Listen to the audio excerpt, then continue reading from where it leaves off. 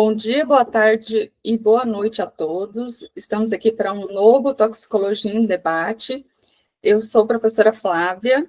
Eu estou aqui com mais dois excelentes convidados, um é o professor Paulo Saldiva, que vai nos explanar sobre a qualidade do ar, e o outro é o professor Flávio. Nós estamos apresentando esse Toxicologia em Debate com o tema o efeito do ar na saúde da população, e venho trazendo aqui o professor Paulo Hilário Nascimento Saldiva, que ele é professor titular do Departamento de Patologia da Faculdade de Medicina da Universidade de São Paulo. Há mais de 25 anos, ele pesquisa os efeitos da poluição do ar ambiente na saúde, incluindo estudos experimentais, epidemiológicos e clínicos. É pioneiro em autópsia minimamente invasiva na pandemia do Covid-19, é membro titular da Academia Nacional de Medicina e da Academia Brasileira de Ciências. Além disso, foi diretor do Instituto de Estudos Avançados, o IEA, da USP, membro do Comitê Científico da Organização Meteorológica para temas de clima e saúde, presidente do Comitê de Pesquisa da USP, da Faculdade de Medicina da USP, membro do Conselho Científico, Comitê da Escola de Saúde Pública da Universidade de Harvard, dos Estados Unidos, membro do Comitê de Qualidade do Ar da OMS, membro do painel da International Agency for Research on Cancer, que avaliou a carcinogenicidade da população do ar ambiente, é coordenador do Instituto Nacional da Análise Integrada de Risco Ambiental do CNPq e do Núcleo de Pesquisa em Autópsia e Imagenologia. Ele é agraciado com a Medalha Anchieta da Câmara Municipal de São Paulo, Comenda da Ordem Nacional do Mérito Científico e com a Medalha Armando Salles de Oliveira. E é ciclista e gaitista.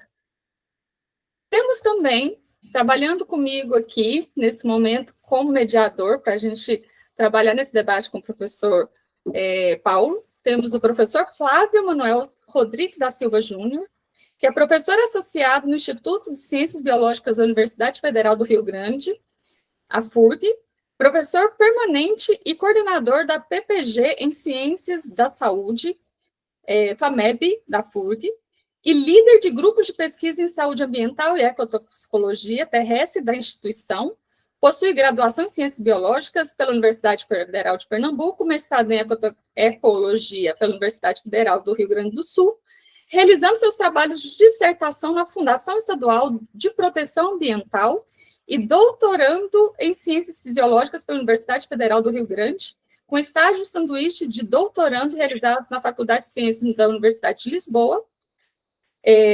Já orientou mestrados, doutorados, supervisões, coorientou também, coordena projetos aprovados da Agência de Financiamento na área de toxicologia, contaminação dos ambientes terrestres, poluição do ar, mudanças climáticas e saúde ambiental. Atualmente, ele é presidente da Sociedade Brasileira de Ecotoxicologia e foi membro do Conselho Fiscal da Sociedade Brasileira de Toxicologia, né? Também é segundo tesoureiro da Latin American Association of Environmental, Experimental and Nanomaterials Toxicology. Gostaria de agradecê-los muito pelo tempo que estão dedicando ao nosso canal, né? Esse material será publicado no YouTube e em redes sociais, e vocês estão agraciando muito o nosso público, aos nossos membros da Sociedade Brasileira de Toxicologia, com o conhecimento de vocês, que está muito importante, é imperativo que nós falamos sobre o assunto nesse momento, ainda mais com as mudanças climáticas que estamos enfrentando, tá? Gostaria muito de agora dar a palavra para o professor Paulo Saldiva, e que ele fique à vontade aí nesses próximos minutos, e qualquer coisa estamos aqui para auxiliá-lo, tá? Muito obrigada. Bom,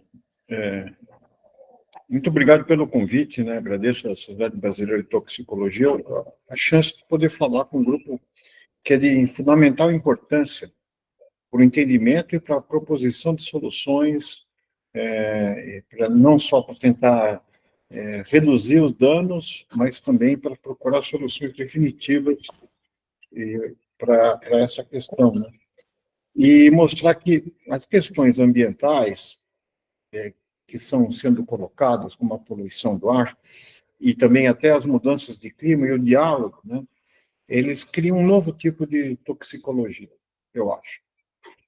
O entendimento, né, dos agravos, porque ele vai ter que dialogar com, além de aspectos moleculares, mecanísticos, né, o metabolismo, a capacidade de detoxificação, ativação de xenobióticos produzindo espécies mais reativas, nós vamos ter que lidar com aspectos relacionados a conteúdos das humanidades.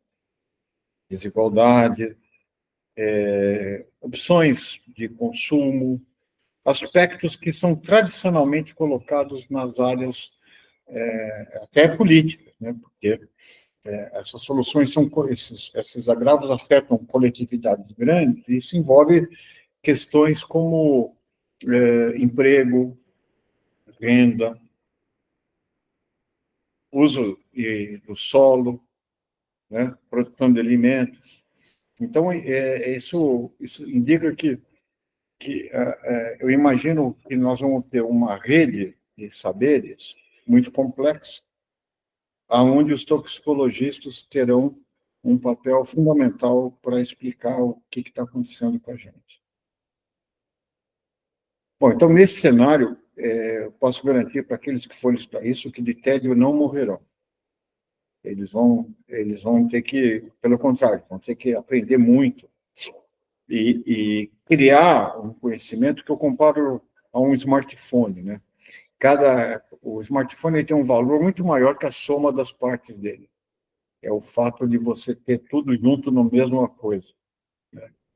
Que permite, então, um diálogo entre diferentes propriedades. E que esse conjunto de propriedades é que dá esse multiplicativo, é sinérgico. É o caso de sinergia, de sinergia positiva, né? Às vezes negativa, né? Porque funciona melhor que uma tornozeleira eletrônica para nos prender ao trabalho.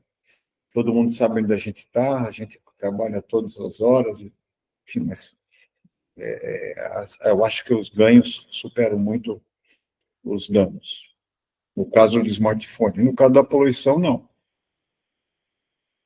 Então, como é que teve essa reviravolta da poluição? A poluição passou a ser um problema assim, estudado de forma sistemática, a partir de um episódio de smog fotoquímico que aconteceu em Londres em 1952.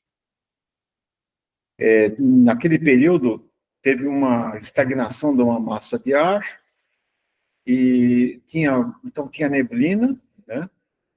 E tinha um fog, e tinha fumaça, que não dispersava. Fumaça de chaminés, de aquecimento de casas, das indústrias, né? da frota diesel numa cidade grande. Isso foi conhecido como smog, né? Smoke com fog. E naquele período, os níveis de poluição atingiram um nível muito grande, já tinha acontecido em outras cidades industriais. No Vale do Meuse, da Bélgica, no final dos anos 30, Donora, na Pensilvânia, em 48, onde morreu gente, mas eram cidades pequenas. Agora não. Londres era uma das capitais do mundo. Na época, ela era ainda a capital do mundo. E morreram, a partir do dia 2 de dezembro, teve uma subida muito alta de cerca de 7.500 mortes. Excesso. E até a curva voltar de mortalidade, de poluição, voltar, a curva de poluição cai, mas demora até ter um efeito residual, porque gente que adoeceu foi morrendo. Então, com a integral dessa função, dessa área sobre a curva, como se estivesse lendo um cromatograma, dá em torno de 30 mil pessoas em 2 semanas. Bom, aí criou-se uma comissão e se repete um outro episódio em 54, e em 56 se promulga o Clean Air Act, primeiro ato de regulação dessa poluição, e visando, então, prevenir, né, e determinar medidas de parar as atividades e pedir que se chegasse aos mesmos níveis. E, então, em 56, você achou que tinha feito uma legislação que, no nosso caso, no Brasil, se manteve até muito recentemente, pelo menos para mim, até os final dos anos 70. Só que, a partir dos anos 70 e meados dos anos 80, surgiram métodos mais sensíveis para medir poluição e mais sensíveis para medir efeitos, né? Métodos computacionais que vieram da economia, vieram da física de partículas, que podiam estudar melhor o que era sinal, que era doença de ruído, que eram variações, digamos, o ruído de fundo do equipamento, né? Filtro. E filtrando isso, se começou a ver que com níveis muito mais baixos do que era previsto pela lei, pela regulação, você tinha efeitos. Então, a gente tinha feito trabalhos aqui em São Paulo, já epidemiológicos com animais, expondo animais em diferentes lugares, vendo alterações inflamatórias, né? A gente esteve muito próximo de começar isso junto com os lugares. A Escola de Saúde Pública da Harvard também esteve à frente disso, e se começou a ter, a partir de final dos anos 80 e início dos anos 90, a evidência de que não havia nível seguro de poluição em bases populacionais. Como é que eu me explico isso? Vou pegar uma metáfora do cigarro. Veja, se qualquer um de nós for um profissional de saúde e falar, eu estou fumando, quantos cigarros eu posso fumar que não me faz mal nenhum? Não tem resposta, né? O nosso grande arquiteto, Niemeyer, fumou charuto até os 103 anos. Ele tinha os genes para isso. Enquanto que outras pessoas, por conviver com fumantes, têm câncer.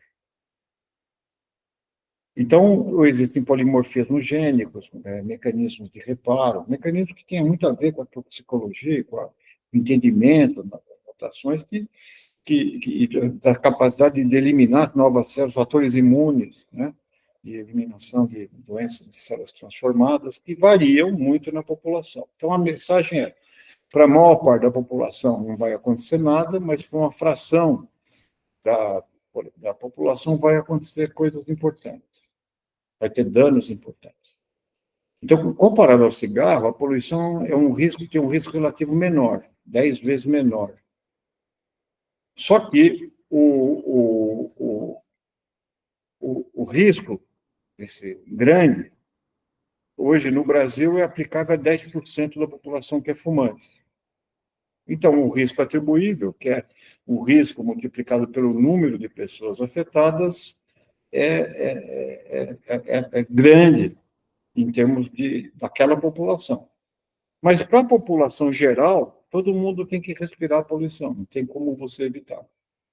Então, um risco pequeno, quando você multiplica pelo número de expostos, dá uma complicação grande. E outras coisas, grupos como gestantes, né, bebês, idosos, pessoas que têm já DPLC, doenças cardíacas, né, que são mais vulneráveis, vão estar respirando poluição. Eles podem evitar o cigarro, mas não tem como evitar a poluição.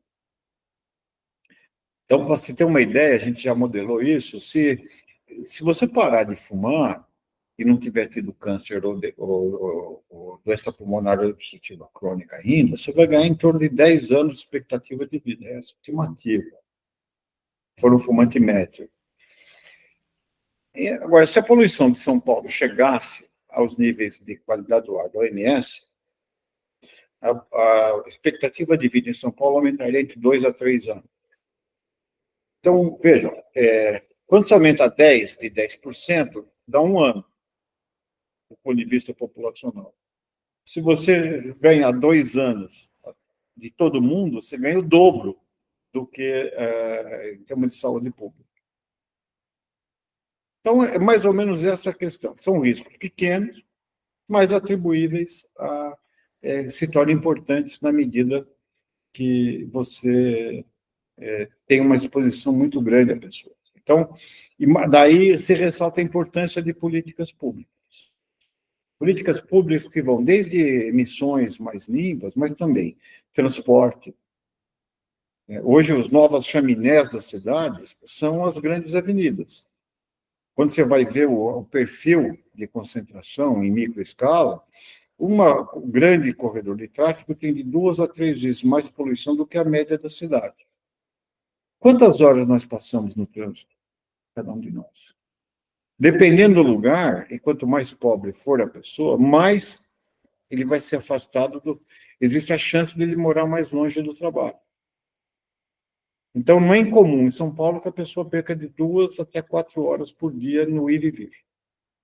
Portanto, embora a concentração de poluição, felizmente, tenha caído na cidade, a dose não caiu tanto, porque você perde mais tempo hoje no deslocamento e fica mais tempo exposto a um nível de concentração elevado. Então, não adianta, não vai ser só engenharia, só carro elétrico, só essas coisas. Mesmo assim, carro elétrico, por enquanto, transporte elétrico, ele é muito bom se for utilizado com transporte coletivo. Se for para individual, o ciclo de produção do veículo, que é do que a gente chama de from womb to tomb, foi do útero à cova, a tumba, você vai ver que a intensidade de energia para você produzir a bateria, o lítio de onde você tira, a energia gasta para você reciclar aquele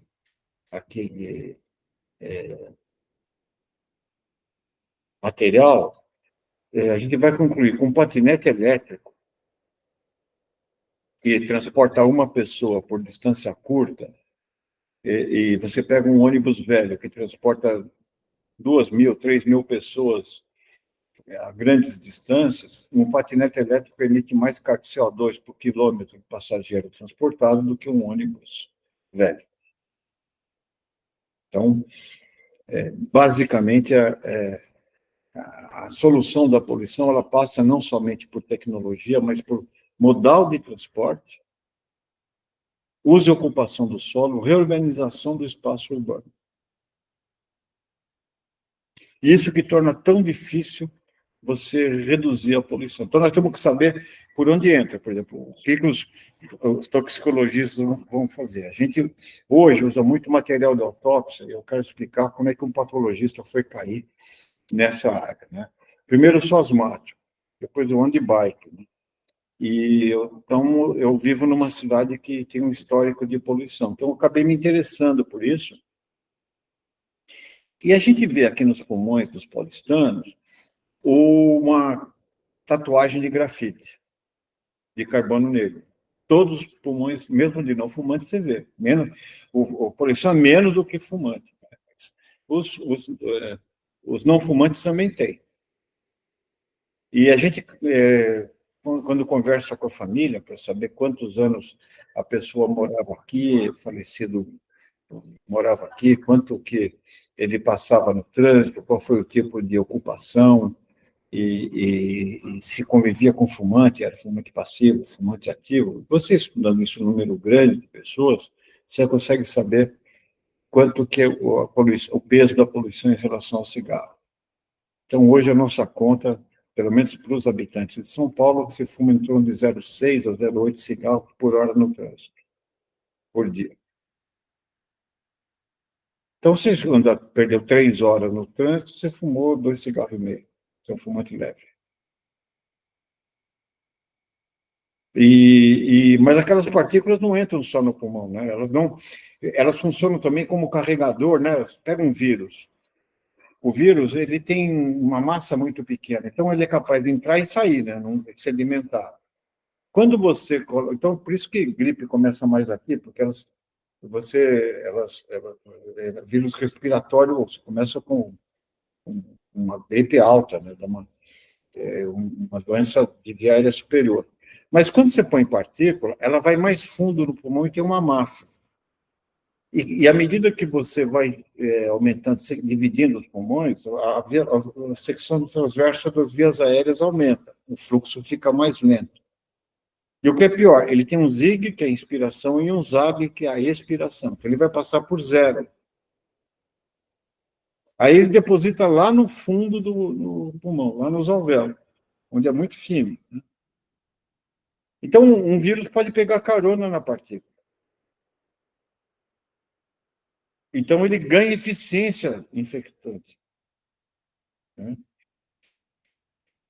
E a partícula, por depositar lá no fundo, ele pega uma região de clearance mais baixa. Então, uma parte fica lá, mas outra parte espalha, sai de lá e atravessa, né, por linfáticos, né, cai na circulação sistêmica e se espalha para o corpo inteiro. Então, entra pela placenta, chega no bebê, entra no cérebro, tanto por circulação como também pelo epitélio olfatório. Nunca o nosso cérebro esteve tão perto da rua, né?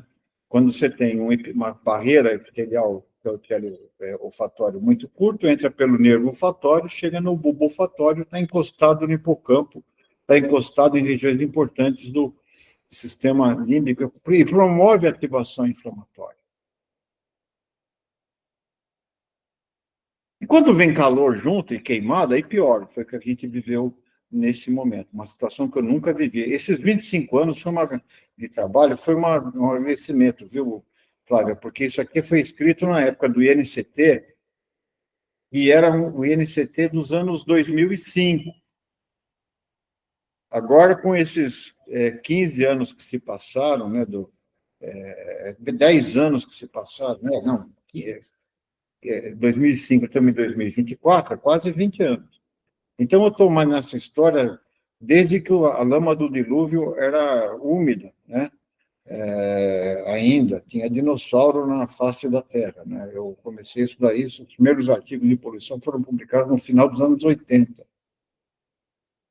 Então, agora, mas eu nunca vi uma situação como essa, pelo menos no Sudeste. Acho que na região Norte já tinha, né? Só que fica invisível, né? Acontece em Porto Velho, acontece, né, em Rio Branco, que aqui no Sudeste você não vê, então não aparece no jornal. Aqui, né? Mas nós tivemos, nessa vez, uma queimada que aconteceu o seguinte, a gente teve, por exemplo, na região metropolitana de São Paulo, ou mesmo no interior paulista, as cidades cresceram, né? Então, sai fazenda e entra expansão urbana, entra loteamento, a cidade se expande. Então, o limite entre o que é urbano e o que é rural vai ficando meio um mosaico. E aquela pastagem, aquela mata que foi retirada faz um matinho muito... tem pouca resistência ao fogo. E muito perto da cidade. E o que acontece? Aquilo, quando pega fogo, chega na cidade rápido. Isso, o que acontecia antes da queima da cana, que em São Paulo tinha muito canavial, eu estou falando muito de São Paulo porque eu conheço mais. E aí aconteceu que, embora fosse uma atividade muito rentável para a cidade, começou a chover cana, fumaça, e chegar fumaça na casa do promotor e do juiz. E aí tiveram que negociar um protocolo começou a se mostrar evidência de adoecimento, a gente tinha trabalho já dos anos 90, mostrando que aumentava a internação, aumentava a mortalidade em cidades que eram muito ricas por causa disso.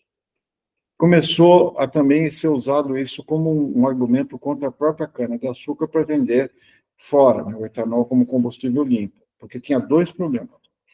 A colheita, que era feita, um trabalhador, portador de cana, quando você queimava a cana antes da colheita, porque tem muito inseto, muito animal peçonhento, e a folha é muito importante, você queimava, que é o que você faz desde o século XVI do Brasil.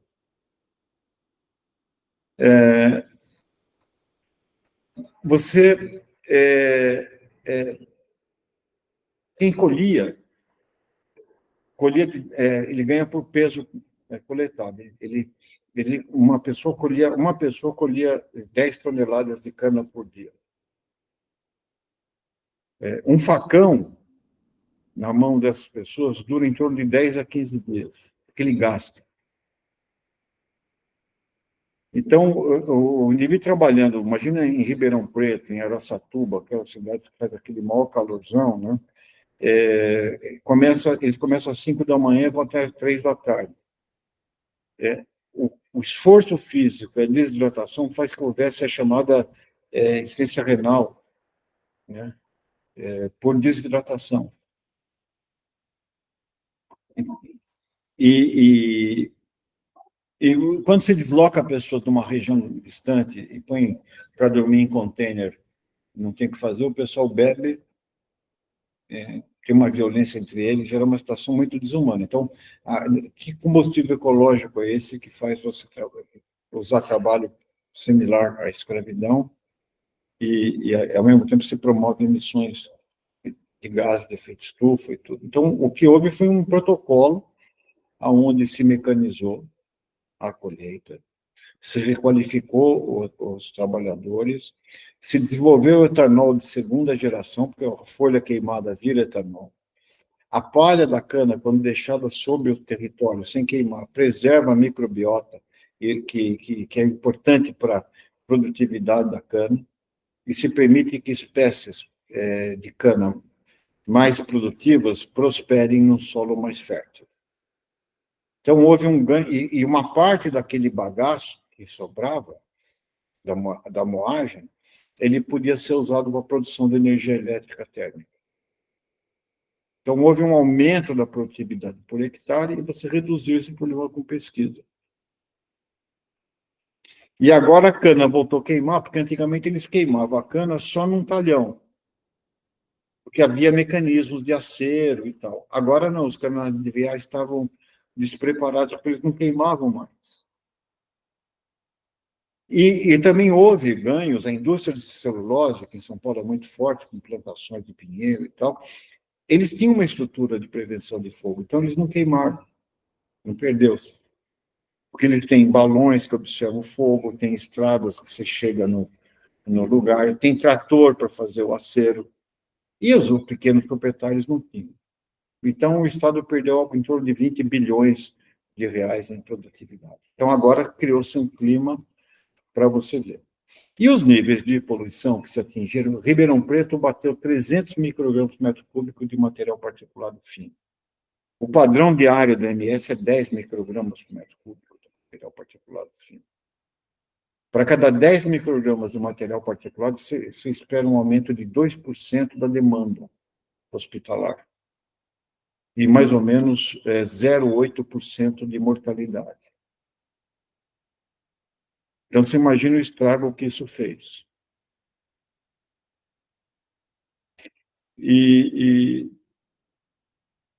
O Porto Velho bateu 500 microgramas por metro cúbico de material particulado fino. Chegou a 600 no Rio Branco, no estado de Rio Branco. Então, houve uma situação, e a baixa umidade também fragiliza o indivíduo, você imagina? O pulmão, para respirar, ele precisa de uma umidade relativa de 95%. Se fora está 20%, as vias aéreas têm que condicionar esse ar para o ar chegar legal lá no fundo. Só que quando você exala, vai embora essa umidade. Aqueles filmes de faroeste, os mais antigos, tinham quando você queria saber se o bandido estava morto, não estava fingindo, e põe um espelhinho assim, né? Para sair aquele bafo. E aquele bafo você chega a perder mais ou menos 3 quilos de perdas sensíveis fora a sudorese. 3 litros. O muco das vias aéreas, do olho, mucosa ocular, você começa a piscar porque a lágrima seca, né? E o nariz fica todo entupido, você perde o clearance mucociliar. Então, se aumenta... O inóculo, com aquelas partículas, funciona como um carregador de vírus. A influenza sobe que nem um negócio nesse período, de vírus respiratório. Então, o indivíduo desidrata. O que acontece quando o pulmão respira irritantes, né, e desidrata as vias aéreas, ele faz broncoconstrição. O asmático desregula isso, faz a mais, mas todos nós fazemos broncoconstrição. Quando fecha o brônquio, o vaso fecha também para manter a relação ventilação-perfusão. O coração direito tem que bater contra um território vasocontraído. Aumenta o trabalho, a pós-carga do coração direito. Por outro lado, no calor intenso, o território arterial periférico dilata. Ou seja, o coração esquerdo tem que aumentar a função, porque ele não vasodilatou e tem menos volume. Se ele não tiver bom, né, ele não vai conseguir. Então, a insuficiência cardíaca descompensa. Os estímulos irritantes das vias aéreas que caminham pelo vago promovem uma redução, né, uma hiperatividade do sistema parasimpático. O parasimpático deprimindo, ativando o nosso sistema arterial, você pode causar uma bradicardia. Quando você tem uma bradicardia, um foco de arritmia pode levar a ter chance de aparecer, arritmia cardíaca. E um território, digamos, finalmente, um sangue mais espesso, mais concentrado, pode levar trombo. E trombos, dependendo de onde ocorrer, levam à morte. Então, nós temos uma tempestade perfeita. Então, quando você vai fazer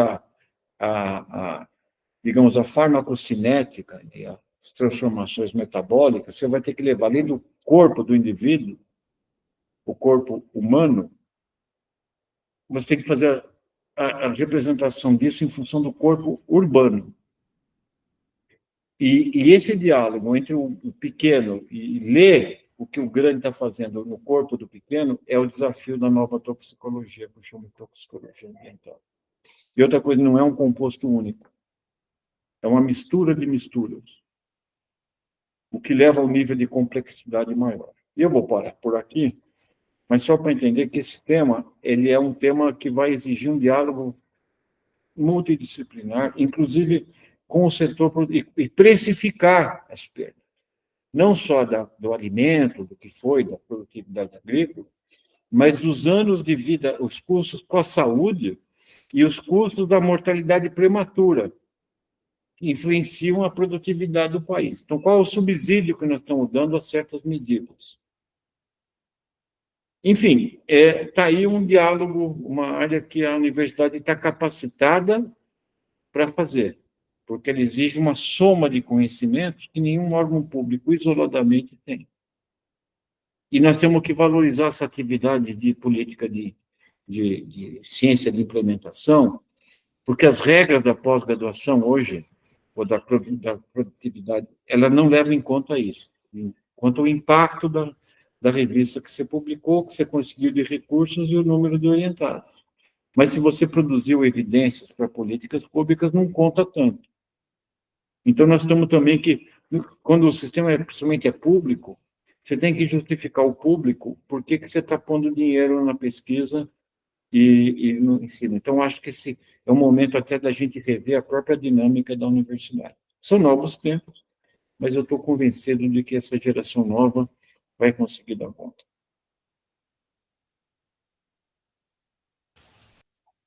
Bom, professor, nossa, que explanação interessantíssima. E eu não imaginava, assim, eu poderia ter uma mínima ideia, assim, dos impactos e como o sistema é totalmente integrado e como várias situações diferentes em vários locais do país podem ser da nossa conta realmente, né, e a gente está negligenciando, talvez, esse assunto. Nós tivemos bem evidente na época ali das queimadas que ocorreram, as queimadas criminosas, né, perigosas que ocorreram ali no mês de julho, agosto, mas vendo o senhor falar, é um problema de décadas e que a gente às vezes não dá tanta importância. Sempre se fala da poluição do ar, poluição das grandes cidades, mas pensar lá no norte, pensar em outras cidades que assim, a gente realmente não imagina, é uma coisa que a gente tem que realmente discutir, levar para o debate, trazer vários órgãos para para a gente poder traçar soluções, traçar alternativas, passar isso para os gestores públicos, para que a gente possa entender o que nós podemos fazer no futuro, né? E até para proteger a população, proteger o meio ambiente, né, o planeta. E, assim, eu achei muito interessante falar das queimadas do trabalhador que está em um local muito insalubre, né, com condições precárias de trabalho, e todo o sistema ali favorecendo uma vida curta, né? E aí, algumas coisas que vieram, algumas ideias que vieram com a mecanização para poder minimizar isso. Então, eu achei muito interessante essa fala. Agora eu vou passar um pouquinho para o professor Flávio, para ele traçar algumas pontuações da apresentação, mas também gostaria de fazer algumas perguntas a posteriori, tá? Que eu anotei, assim, como não sou muito da área, anotei para poder tirar minhas dúvidas também, mas aí o professor Flávio está aí à nossa disposição, então vamos aproveitá-lo, né, porque ele também é um estudioso da área, então fique à vontade, professor. Professor Paulo, muito obrigado pela explanação, né, em nome da Sociedade Brasileira de Toxicologia, né, que aqui promove esse evento, mas eu também sou presidente da Sociedade Brasileira de Ecotoxicologia e também fico muito feliz de estar ouvindo a tua explanação que se alinha muito, né, com as questões de saúde e meio ambiente. O senhor falou um pouco dos episódios e a professora Flávia também retomou agora dos episódios de incêndios florestais que a gente teve no meio do ano no Brasil, em vários lugares, né, do Brasil, e eu fiquei me perguntando assim, por exemplo, se a gente pegar São Paulo como exemplo, né, que é uma cidade que é a cidade mais monitorada em termos de qualidade do ar do Brasil, mas também das mais poluídas, a mais poluída, né, do Brasil. Hoje o sistema de saúde de São Paulo comporta, ou diríamos, cabe o grau de poluição do ar que São Paulo tem normalmente. Mas como é que as cidades vão se preparar para esses eventos climáticos extremos, né, como a gente teve agora nos meses de agosto e setembro? De que forma que as cidades, as grandes cidades vão, e as pequenas também, vão ter que se preparar seu sistema de saúde, né, para isso que vai acontecer provavelmente com mais frequência, né, professor? Eu acho que hoje a saúde até que se moveu bem. Porque a saúde ela tem uma estrutura, né? Embora a nossa saúde pública, do ponto de vista de prevenção, porque tem outras doenças dependendo do clima, né?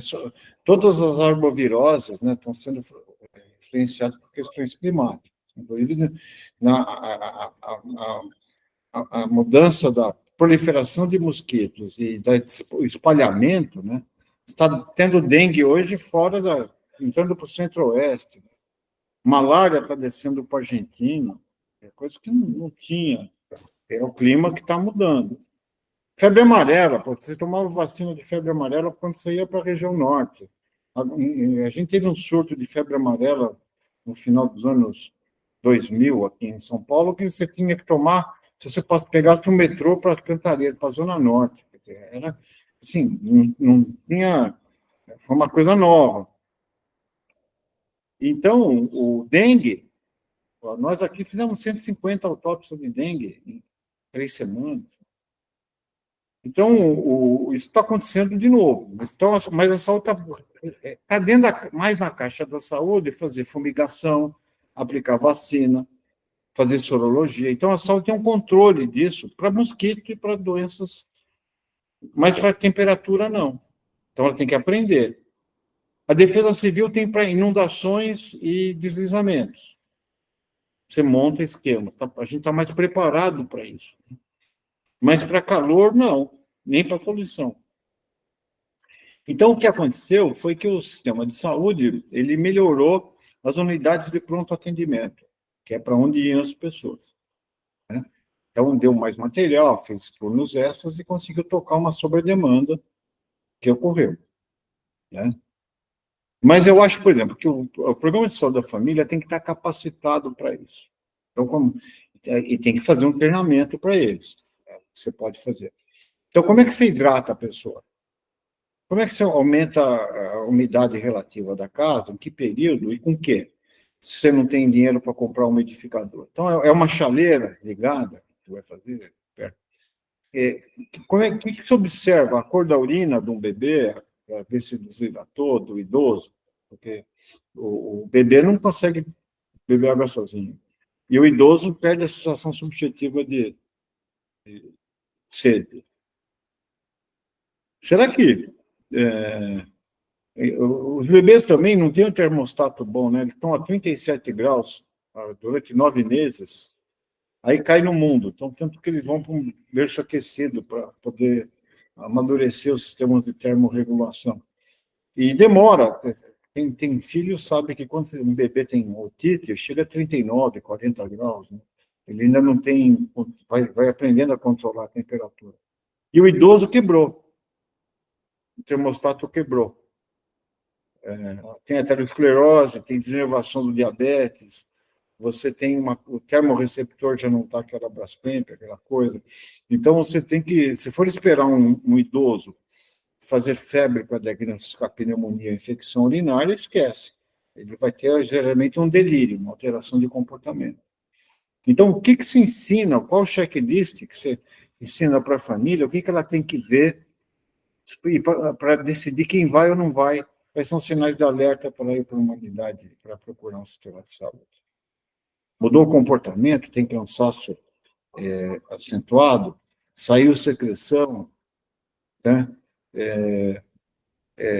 De olho, de nariz, tosse que não tinha, quer dizer, tem que fazer um checklist para você saber o que você vai fazer e o que você pode fazer. Então, acho que esse é um passo que dá para fazer rápido, um treinamento online de capacitação da atenção primária. Mas a saúde vai ficar enxugando gelo. Ela tem que dialogar, ela tem que fundar, na realidade, a sociedade protetora do ser humano, né? Que eu acho que é importante ter, porque quando você humanifica, se existe esse termo, a questão ambiental, você dá uma plausibilidade, uma força de argumentação maior.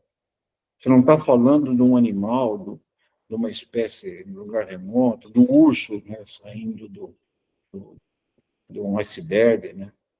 Você traz para a sua casa, para o seu quintal, na sua janela de vida, afetando a sua saúde e das pessoas que você ama. E eu acho que isso seria uma boa vantagem narrativa também, para você ganhar suporte político, porque eu não consigo prever, nesse atual cenário, quando você tem um país que está precisando de emprego, de renda, de desenvolvimento, uma posição consensual em relação a medidas que você tem que fazer. Então, e entre nações, então, entre blocos econômicos, menos ainda. A cidade tem mais capacidade. Eu acredito num consórcio de prefeitos, só as 20 maiores regiões metropolitanas do Brasil consomem quase metade da energia do Brasil. Então, eu acho que se você fizesse um acordo entre prefeitos, né, porque, inclusive, aqui em São Paulo, vamos pegar um exemplo da Covid, que talvez exemplifique bem. O mesmo vírus, a mesma prefeitura, a mesma política de saúde, a letalidade da Covid variou 9 vezes no território. Em outras palavras, o CEP foi mais importante que a cepa da Covid. E em São Paulo, na Zona Leste, as ondas de calor são mais importantes. No extremo da Zona Sul são as ondas de frio. Então, você tem uma política que tem que ser regionalizada conforme o tipo de solo. E o prefeito consegue fazer isso. Não é o ministério que vai conseguir fazer isso. Então, eu acho que talvez a mobilização de consórcios de municípios, aqui no caso da região metropolitana de São Paulo, acho que são 22 municípios, como cada um está num prefeito, você não consegue ter uma ação conjunta. mas está tudo misturado, né? São 12 milhões em São Paulo e 30 e poucos milhões na região metropolitana. Não adianta o prefeito de uma cidade fazer uma coisa quando os outros não fazem. Então, essas administrações supramunicipais, mas que sejam mesorregionais, seriam importantes articular para medidas nesse sentido. E isso só vai ser conseguido na hora que você tiver suporte popular. Porque senão o prefeito que for tomar uma medida contra, ele não se elege nem para síndico de prédio. Então eu vejo que por exemplo, vamos pegar um exemplo positivo, para a gente não sair deprimido e ter que pôr Rivotril na cantareira, no reservatório. Né? Questão do transporte coletivo. Teve uma greve por tarifa em São Paulo em 2013, que fechou a cidade, teve black bloc, todas aquelas coisas que foi notificado. Isso fez com que a política de mobilidade, em vez de você pegar empréstimo do Banco Interamericano, desenvolvimento para fazer ponte e viaduto, passasse a investir em metrô e ônibus, corredor de ônibus. E mesmo assim com resistência da imprensa, porque se dizia que o corredor de ônibus estava atrapalhando o trânsito.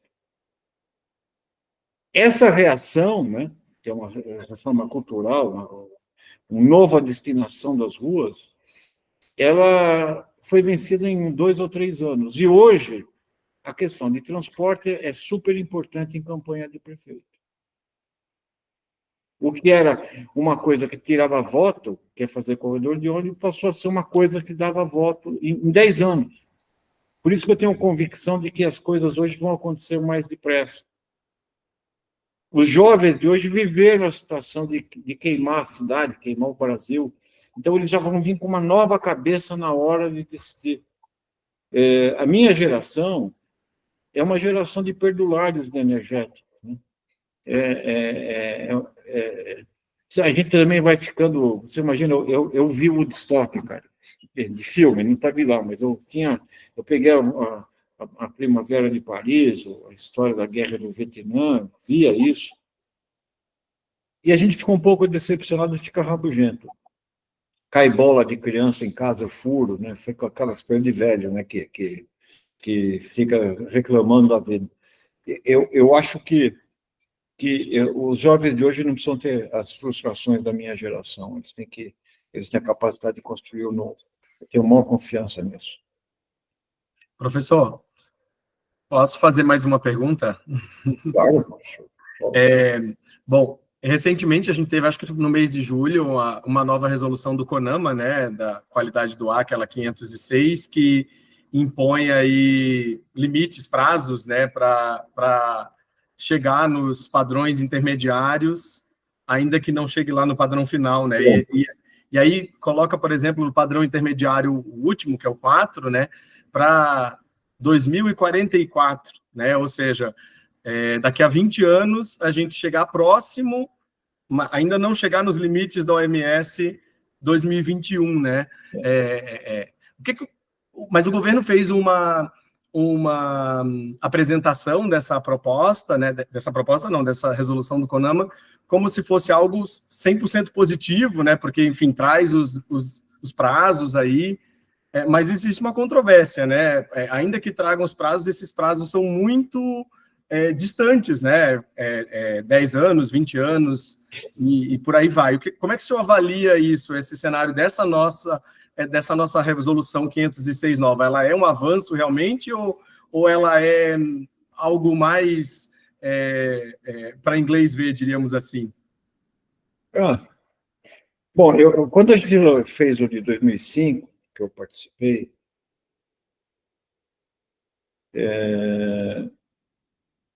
a gente não fez nada.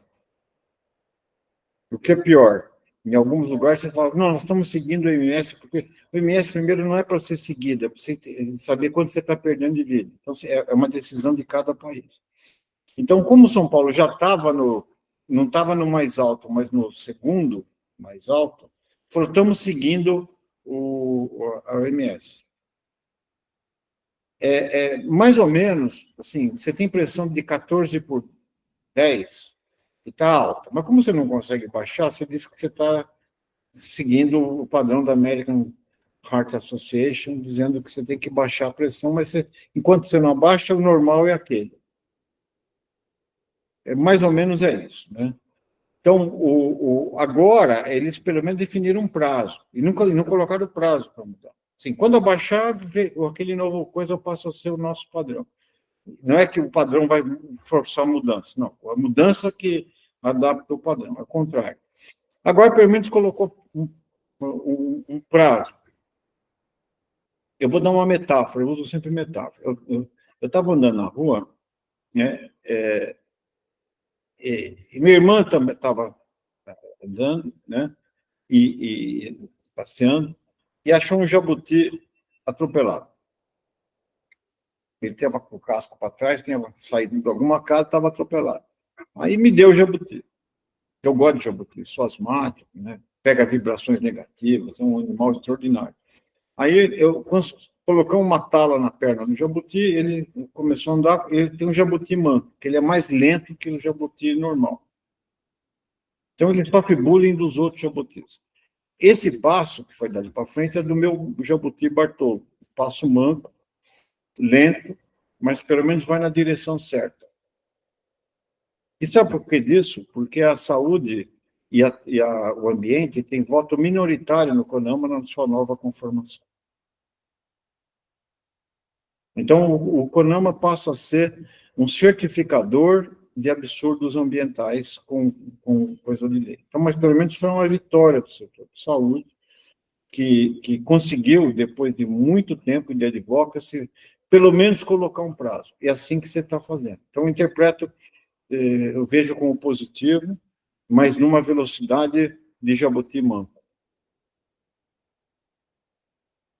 Flávia, se tu me permite fazer mais uma pergunta para o professor, aproveitar o professor Paulo Saldiva, para o senhor comentar um pouco mais, na verdade, sobre os seus estudos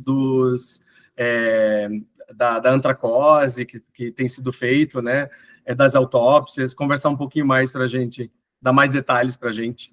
Bom,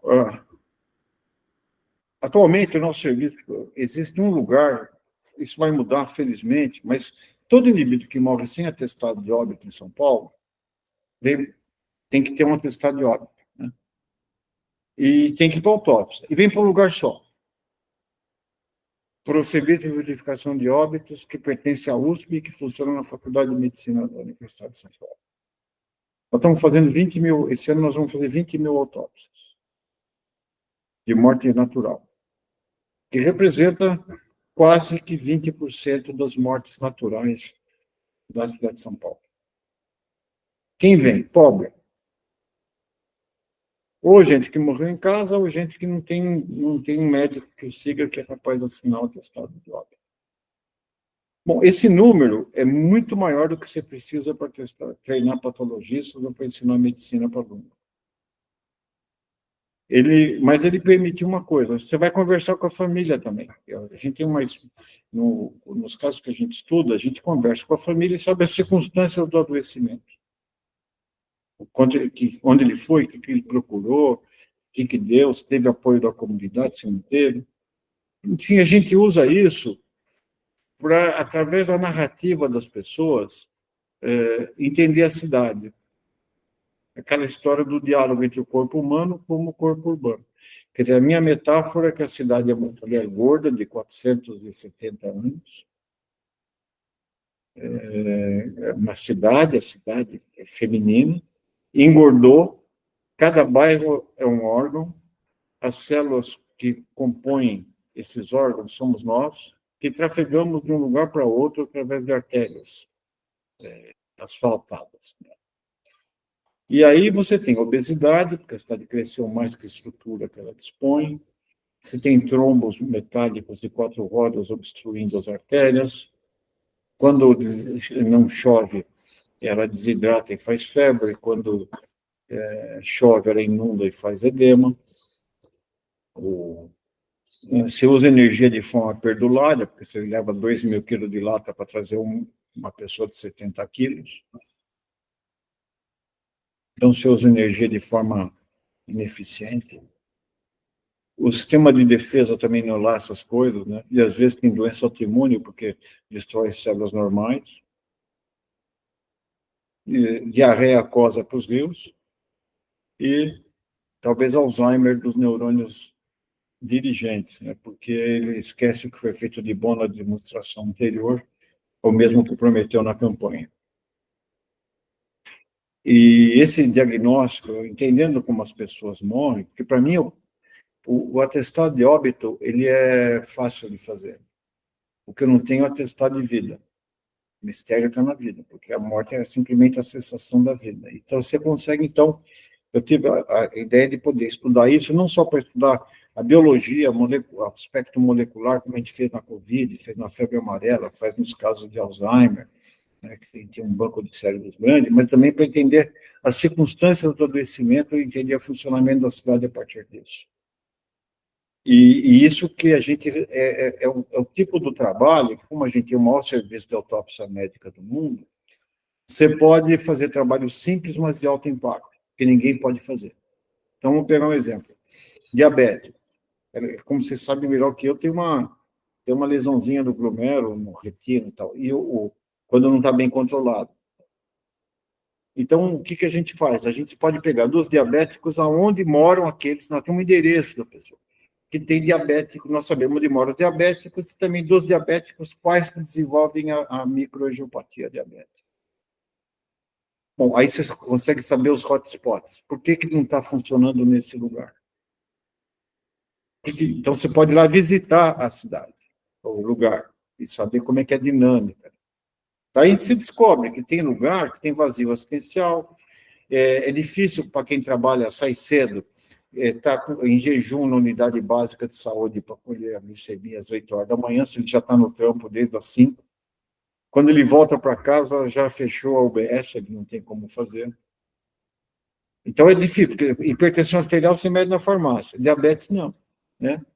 Então, você começa a ver que você pode fazer a cartografia da desigualdade da cidade usando isso, fazendo saúde urbana no sentido amplo. Então, quando a gente teve uma sobredemanda de autópsia, né, nesses períodos de onda, né, houve um aumento de autópsias. A gente foi de 40 autópsias por dia para 60, 70. Bom, de onde vieram? Quais eram as comorbidades que fizeram a pessoa morrer de calor? É uma doença ou a soma de doenças deles? Qual a faixa etária? Né? Então, isso permite a gente estudar como se tivesse num laboratório, a cidade tivesse virado um tubo de ensaio, ou uma cultura de células. Então, essa foi a ideia. Isso tem dado a chance da gente publicar artigos que não tem muita gente. Então, você não precisa ser muito esperto para produzir artigo de impacto. Basta você estudar com método simples esse material. E antracose é nisso, né? A gente quis quantificar essa tatuagem, é uma tatuagem que não sai. Né? Eu vou desligar e colocar a imagem de novo. Para mim, não travou em nenhum momento. Acho que agora destravou, né? É que eu sou meio esquisito mesmo, tem essa cara, então... Essa tatuagem de carbono, que mostra digamos, a impressão digital da poluição na pessoa, eu comparo a uma tatuagem que você não se desfaz. Né? Ao contrário da tatuagem que você põe, eu moro no Bexiga, em São Paulo, para quem não conhece, é um bairro tradicional, e tem de tudo lá. E, inclusive, na rua de baixo tem da minha casa, paralelo da minha casa, tem um indivíduo que tira a tatuagem de pessoas que se gravou. Você se arrependeu, né? Pôs a tatuagem, aí você quer tirar, né? E quando é muito grande, ele desenha uma lagartixa, alguma coisa, um bicho para você esquecer, né? Não parecer mais o nome daquela pessoa que você se arrependeu. Essa tatuagem não lagartixa, né? Não tem como tirar. Ela vai ficar no pulmão para sempre. E isso permite que você tenha um esposoma dessa pessoa. A autópsia permite, por exemplo, que eu meça nível de metais, fazer metalômica do bulbo olfatório. E como relacionar isso com a poluição. Como é que eu vou ter bulbo olfatório? Como é que eu vou entrar no cérebro da pessoa para ter amostra? de metalônica. Então, isso é um nicho de você criar banco de órgãos, de tecido, de órgãos que são de difícil acesso em vida.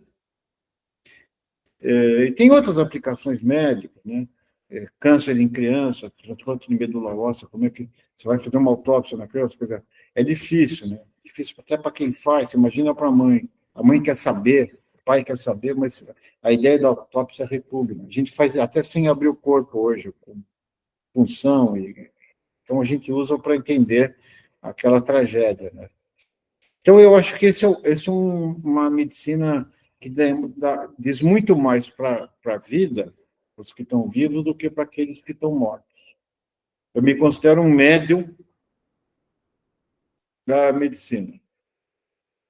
E esse trabalho de minoridade científica, eu acho que é o que faz eu gostar de ser patologista. Nossa, excelente, professor. E é muito interessante ver o senhor falar como que se deu, assim, para entender o aparecimento dessas tatuagens no pulmão e tudo, estudando esses pacientes, né, pós-mortem. Mas eu queria fazer uma pergunta, né, já que o senhor classificou que as cidades, as grandes cidades, principalmente, fazendo uma analogia, elas são pessoas com obesidade, com doenças, com problemas, né?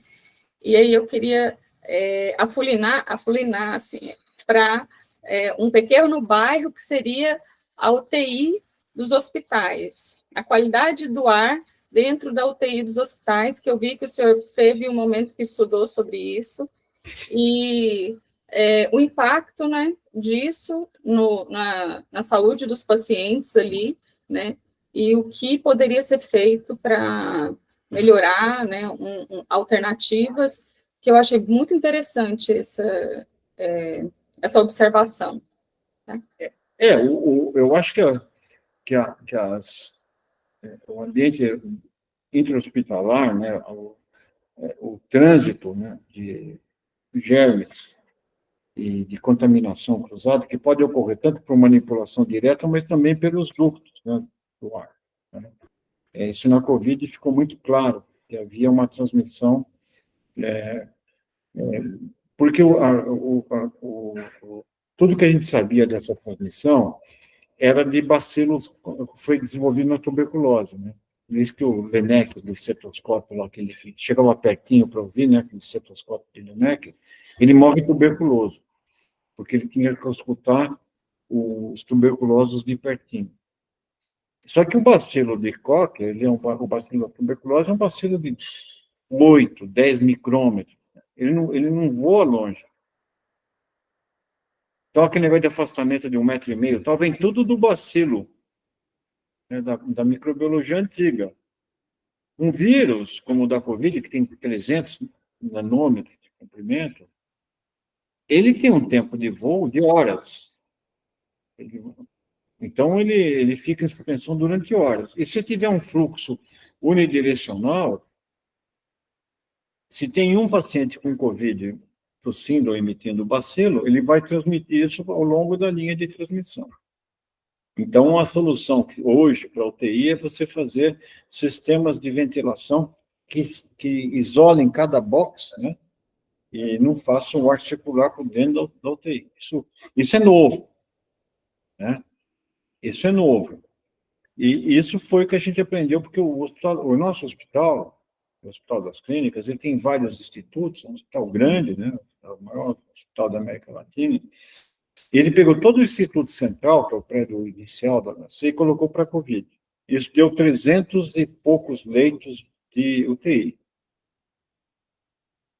E uma parte do INCOR também. Então, teve que fazer os outros, a obstetrícia, todas as outras coisas que aconteceram no prédio central, e ir para outros prédios. Bom, era esperado que morresse muita gente, né? 300 internados, né? Rodando, você tem uma mortalidade. Quando está muito bom a mortalidade da Covid, que é para UTI, a gente recebeu os casos mais graves. É da ordem de 30%.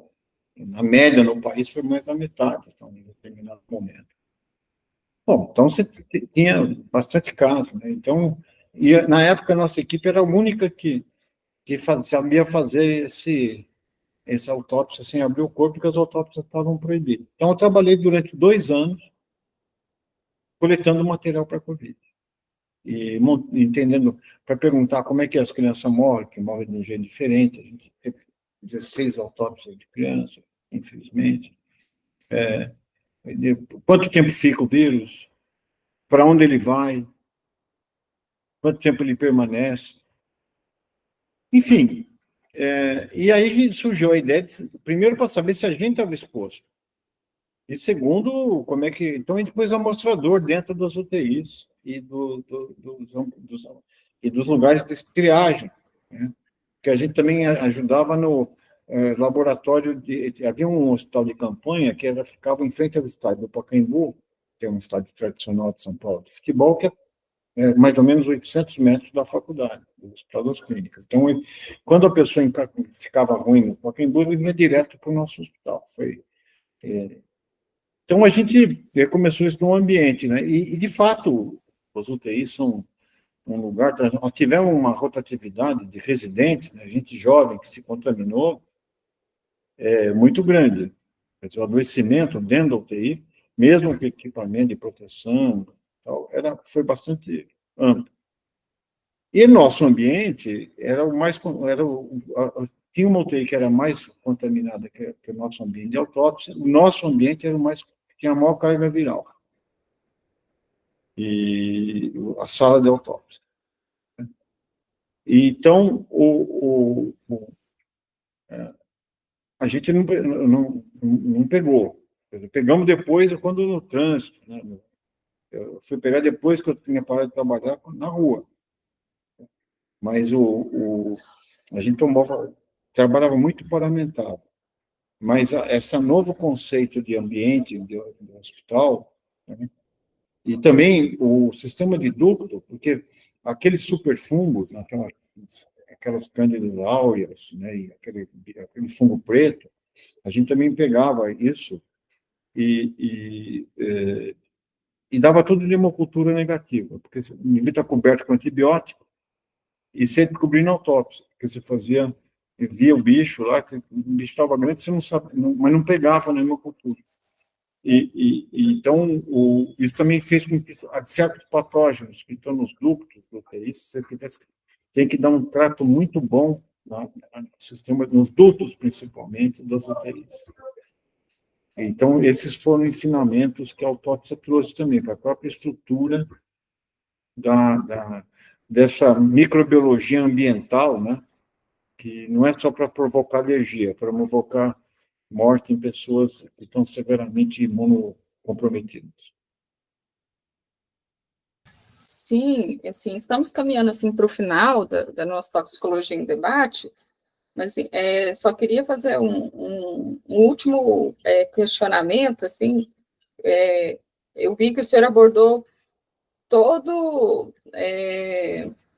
de todos os artigos assim, publicados, o senhor chegou a pincelar em todo momento da apresentação do senhor, que eu havia até feito um roteirozinho, e o senhor foi falando e foi abordando ele de uma maneira bem suave, eu achei muito interessante. E, ao final aqui, falando sobre esses pacientes da UTI e tudo mais, eu tenho um trabalho do senhor que eu achei assim, muito interessante, dos achados no trabalho da exposição intrauterina e o efeito na vida adulta, né? Na exposição que foi avaliada, e depois, na vida adulta, o que isso refletia. Se o senhor pudesse falar um pouquinho disso e a gente caminha para o final depois. Esse é o desafio da toxicologia, né? Porque a avaliação toxicológica que você faz, que é muito importante hoje, fazer até toxicologia em sílico, né? Ela esbarra nos aspectos epigenéticos e programação de doenças na fase adulta. Então, e os estudos de várias gerações, em humanos, é difícil, né, você fazer, demora muito tempo, né? Mas no dia que o bestrol, a talidomida e outros exemplos de intoxicação por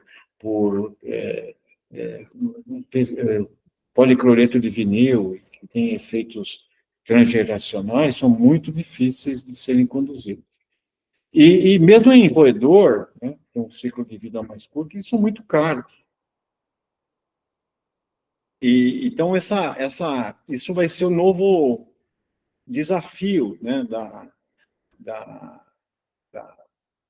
da toxicologia. Por isso que eu acho que a toxicologia, dessas coisas que dão um risco baixo, né?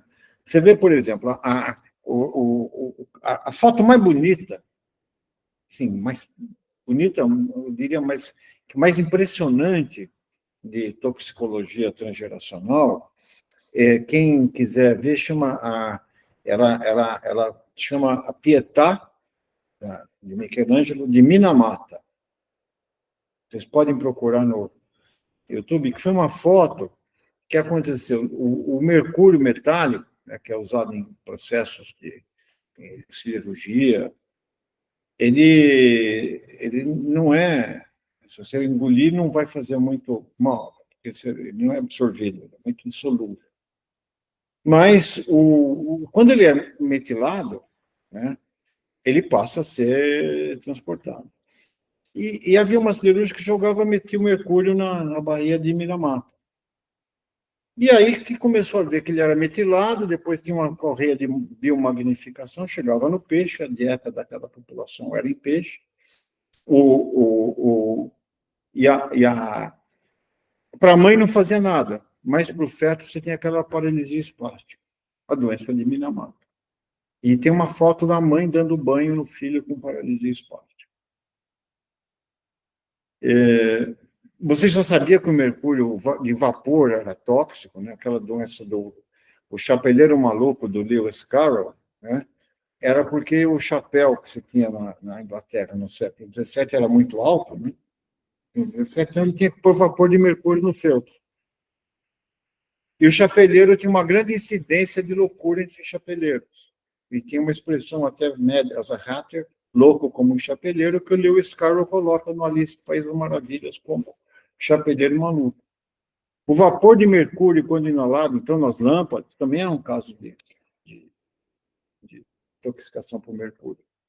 Então, doses baixas que não fazem mal para aquele indivíduo, às vezes para o feto, que está numa fase crítica de desenvolvimento do sistema nervoso, ele pode levar a uma doença importante. Então, eu acho que essa história da poluição, que é um fator de risco muito pequeno, esse efeito gestacional e a programação fetal de doenças, com menor número de alvéolos, menor alteração da morfologia cerebral, como é que vai acontecer, né? Tem gente que diga com autismo, né? Porque o autismo, no fundo, o neurônio tem várias possibilidades de conexão e chega uma hora que ele poda, ele faz circuitos preferenciais. Se você tiver algo que impeça a poda neuronal, ele vai ter muitas conexões. Isso dá um problema de dispersão, que vai desde síndrome da atenção até o autismo. Então, quanto que disso é ambiente, né? Então, acho que ainda tem um caminho longo. Para dizer que faz mal, a gente já sabe, mas efeitos gestacionais e de transgeracionais de poluição, esse é um tema que a toxicologia vai ter que desenvolver um papel importantíssimo. É um grande X dessa questão, né?